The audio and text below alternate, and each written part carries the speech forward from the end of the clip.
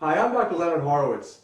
This is a special report on CIA assassinations, vaccinations, and depopulation, a conspiracy reality, unlike conspiracy theory. The CIA spent years advancing secret squads to blow things up and kill human beings, according to U.S. intelligence officials interviewed recently by Greg Miller of the Los Angeles Times. Current and former U.S. intelligence officials disclosed a broader effort than the media has covered so far, including black ops about which congressional oversight committees and Americans knew nothing about.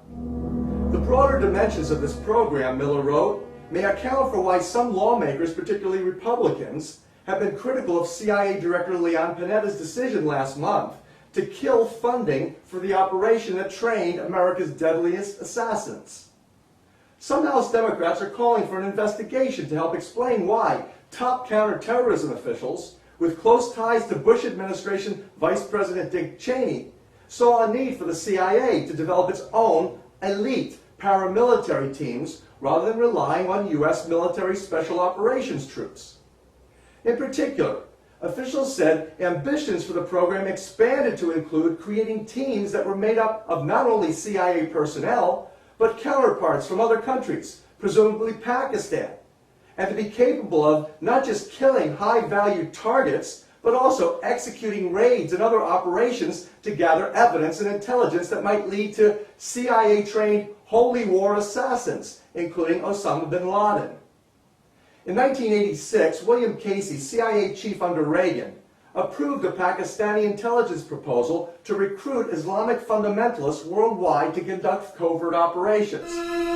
While the Pakistanis recruited and the bin Ladens and Saudis financed the Afghanistan Black Op at that time, American officials, including previous CIA Director George H.W. Bush, funneled more than $2 billion in guns and money during the 1980s in this largest covert action program since World War II, according to the Washington Post.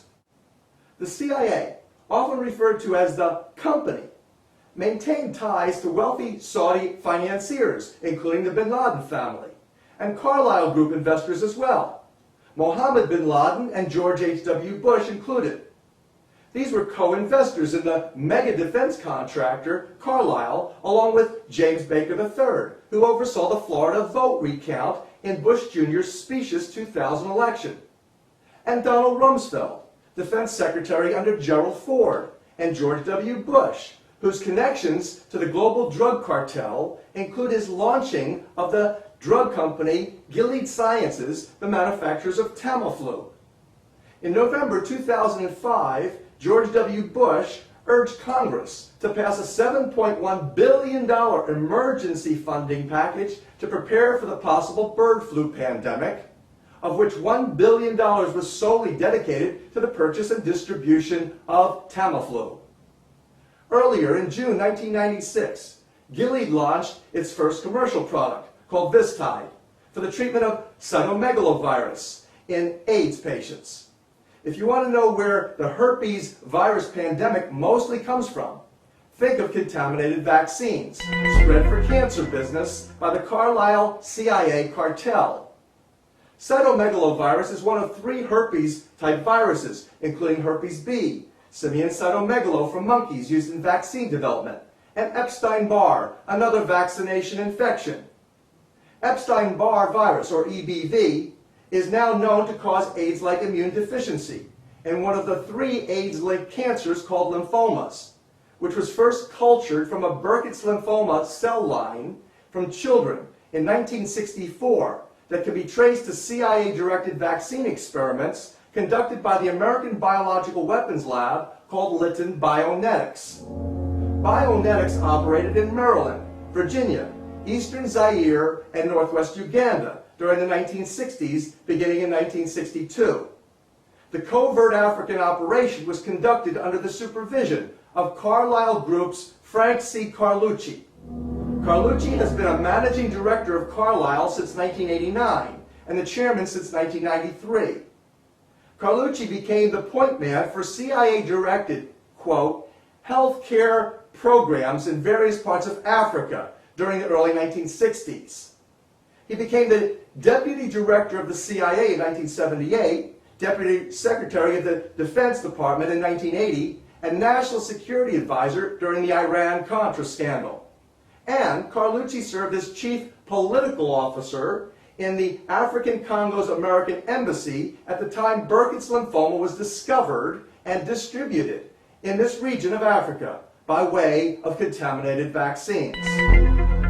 All of this is published and meticulously documented in the book, Emerging Viruses, AIDS and Ebola, Nature, Accident, or Intentional, that I wrote, and that Barack Obama's minister, Reverend Jeremiah Wright, recommended for reading for those who do not believe that our government could conduct such hideous atrocities, technically called genocide.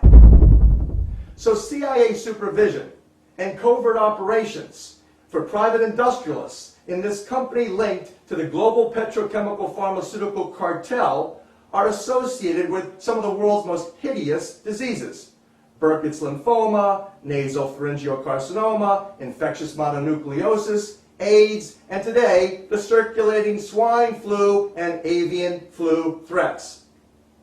While the Carlyle, Bush, Baker, Carlucci, Rumsfeld connections are troubling enough in their own right, they look even worse when you consider how many different ways Carlyle is profiting from the war on terrorism and bioterrorism. Speaking in particular about Carlucci and his three main partners at Carlyle, Dan Brody, author of the book The Iron Triangle, an illuminating history of the Carlyle Group, wrote, quote, "It's not an exaggeration to say that after September 11th, these Carlyle investors became very, very rich men. Of course, along with Dick Cheney, with his ties to Halliburton, that runs the military camps set up to administer quarantine camps, planned by FEMA to be used in case of a pandemic emergency. Alleging CIA operations to administer assassinations had been generally disappointing, according to the Los Angeles Times interviewee and CIA spokesman.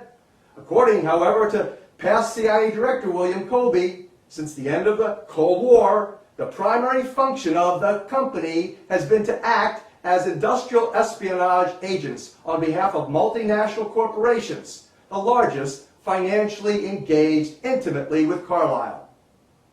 In 2001, I exposed the anthrax mailings as sourcing from the CIA's Project Clear Vision, as reported in fact by William Broad of the New York Times. The anthrax was mailed to enemies of Carlyle, including Democratic drug legislation opponents, Patrick Leahy and Senator Tom Daschle. It's sourced from Battelle Memorial Institute in West Jefferson, Ohio, under the direction of CIA ace anthrax developer William Patrick III. This was done to promote sales of Bayer's Cipro and stockpiles of Bioport LLC's anthrax vaccine. Today, Bioport has been renamed Biothrax. It is allied with drug cartel giants Acambis and Sanofi Pasteur and other companies that make money from people sustaining side effects and injuries from their drugs and their vaccines, especially the ones exclusively stockpiled by our federal officials. Carrying out close-range killings, they say, is, quote, something they don't really have a capacity for, a former CIA official told Greg Miller from the LA Times. But long-range killings through manufactured frights, forced vaccinations, mass quarantines, and compelled druggings is obviously central to their genocidal operations on behalf of Carlyle and Halliburton investors. On July 16, 2009, it was announced that by fall, social service workers will be canvassing every American household, carrying 4 required flu vaccines that shall be given to those persuaded to take them, most importantly, children and our elderly. In response now, there are many reasonable, responsible, intelligent, patriotic Americans, including many healthcare professionals, who will be leaving the United States before flu season. This is Dr. Leonard Horowitz, reporting from Los Angeles.